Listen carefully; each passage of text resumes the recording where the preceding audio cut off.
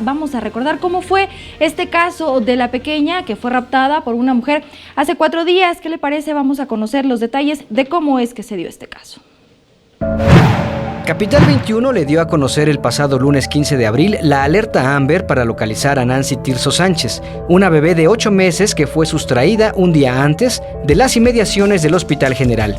Las primeras versiones señalan que la mamá de la pequeña, María Magdalena Sánchez, en compañía de 2 sobrinos de 6 y 15 años de edad, acudieron al Hospital General para visitar a su hermana, quien estaba internada. Al no poder entrar al nosocomio con los niños, los dejó afuera y el menor de 15 años quedó a cargo de la bebé.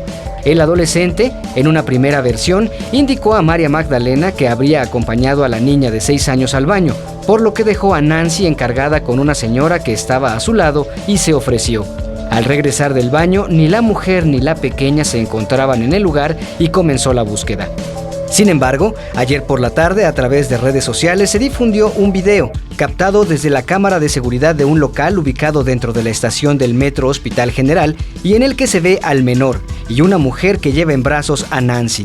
Por alrededor de 50 segundos, el joven carga a su prima mientras que la mujer busca algo e inmediatamente después le quita de los brazos a la bebé y le da lo que parecieran unas monedas. El primo de Nancy entra a un local y segundos después la mujer se va por las escaleras. Con información de Enrique Muñiz, Jonathan Amador, 21 Noticias.